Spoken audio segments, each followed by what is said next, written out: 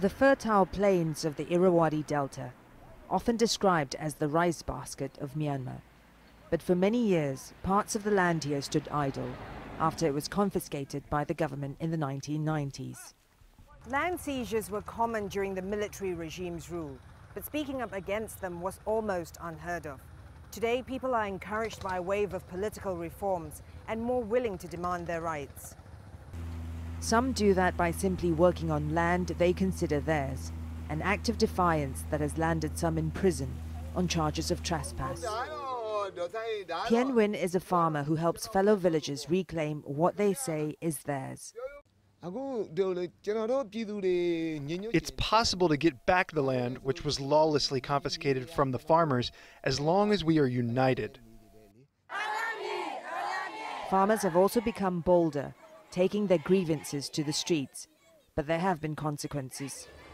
A group advocating for the rights of political prisoners estimates there are around 230 farmers facing trial for illegal assembly or trespass as of end of October. Even activists who help educate farmers about land rights have been jailed or threatened with arrest.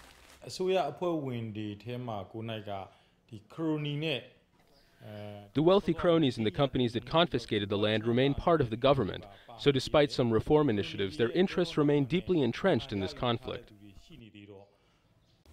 The government has said it wants to resolve land grab issues and has formed a parliamentary committee to look into the matter.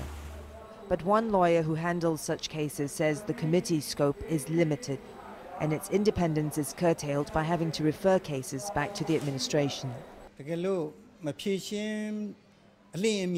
There are already protests by the farmers. If this problem is not resolved quickly, it can morph into a crisis and may lead to riots. This is a largely rural community, with 70% of the population relying on farming. Land disputes, if not resolved, could undermine the country's path to political and economic reform. Florence, Looi, Al Jazeera, Irrawaddy Delta, Myanmar.